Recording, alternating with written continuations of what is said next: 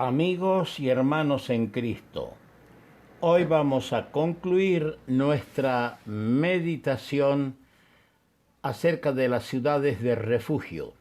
Y para ello vamos a leer el capítulo 19 de Deuteronomio. Vamos a leer los primeros 10 versículos. Empezamos en el versículo primero. Cuando Jehová tu Dios destruya a las naciones cuya tierra Jehová tu Dios te da a ti, y tú la heredes y habites en sus ciudades y en sus casas, te apartarás 3 ciudades en medio de la tierra que Jehová tu Dios te da para que la poseas. Arreglarás los caminos y dividirás en 3 partes la tierra que Jehová tu Dios te dará en heredad. Y será para que todo homicida huya allí.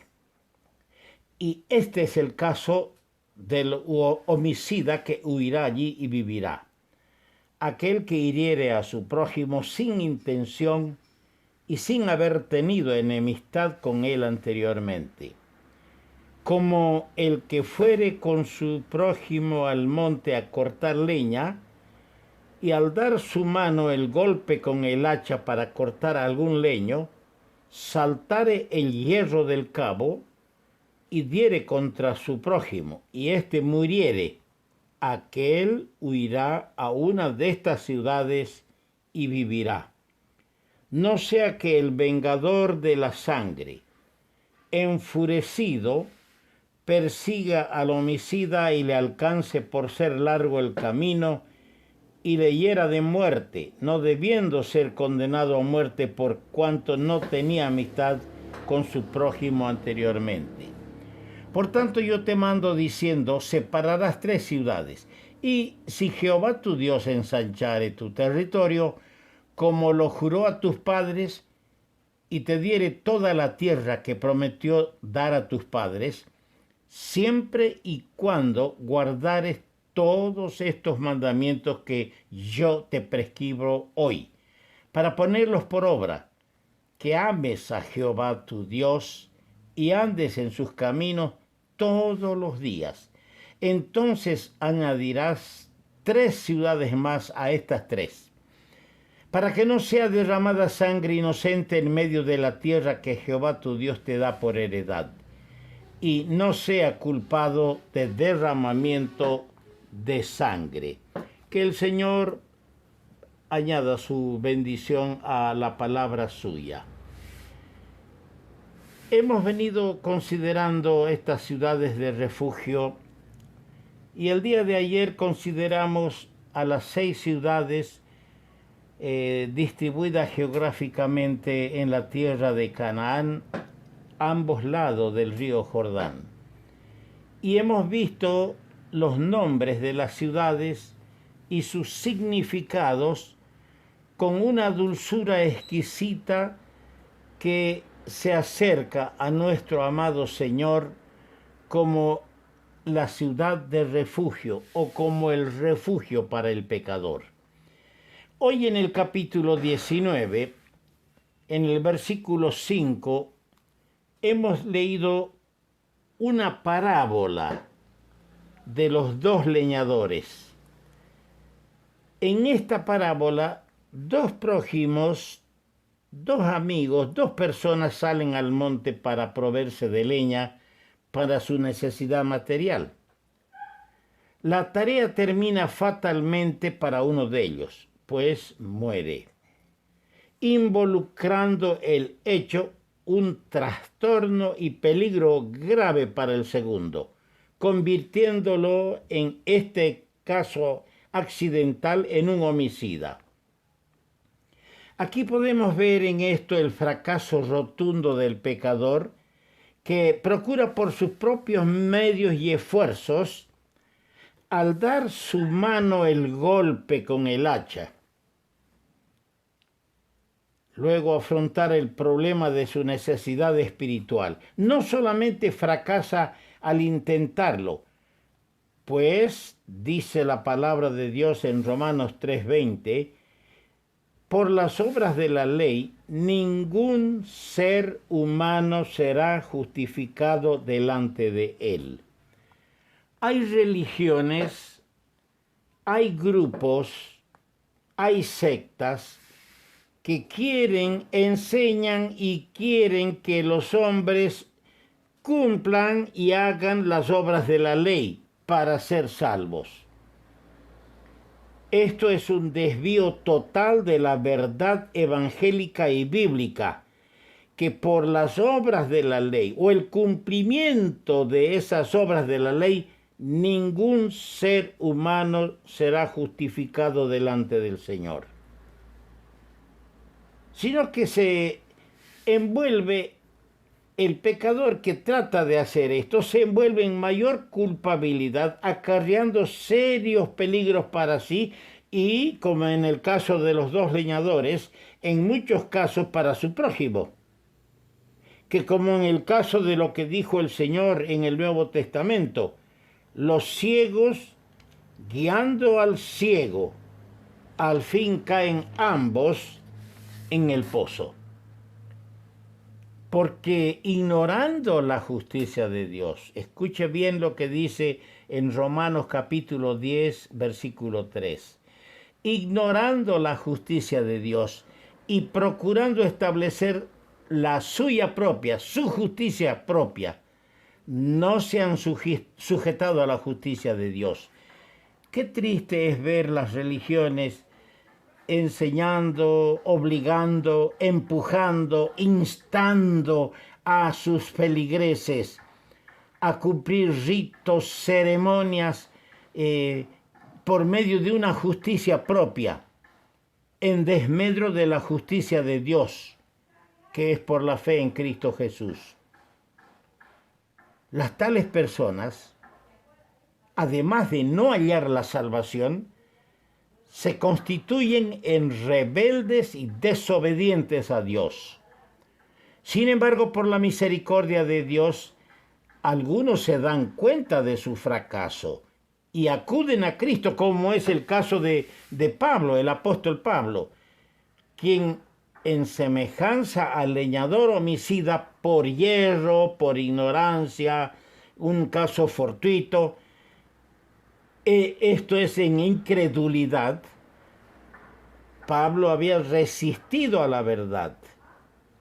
Pero hay misericordia divina para los que se arrepienten de tal condición, como lo hubo para Pablo, quien declaraba en una carta dirigida a Timoteo en el capítulo 1, verso 16, pero fui recibido a misericordia. Gloria sea al Señor.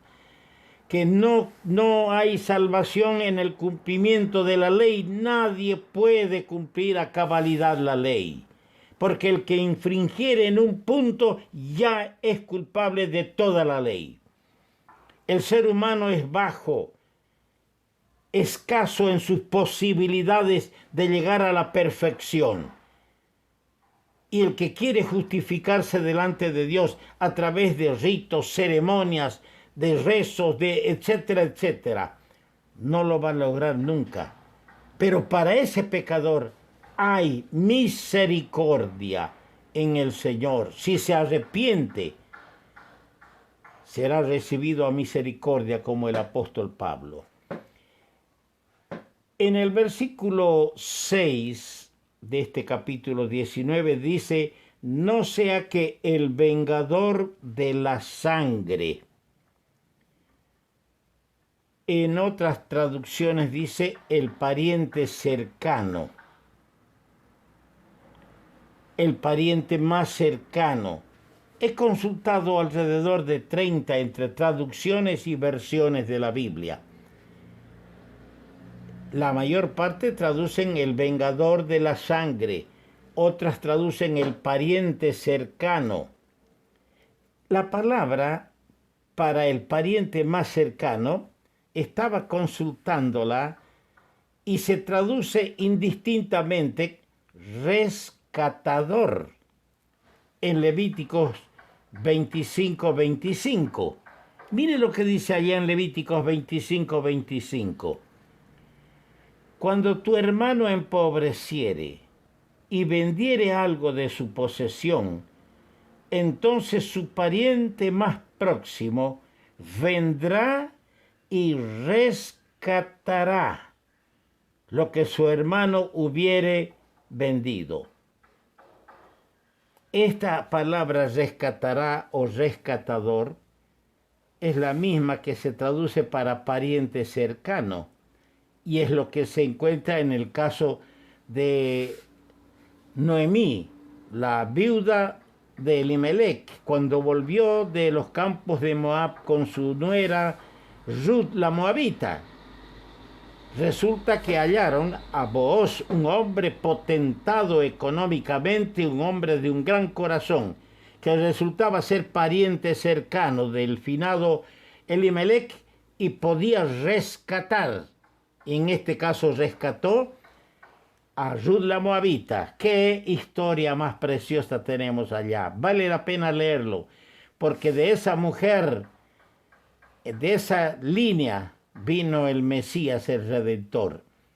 Ahora, esta misma palabra que es pariente cercano y se traduce en Levíticos 25:25, rescatador, se traduce en Isaías 60:16, se traduce redentor.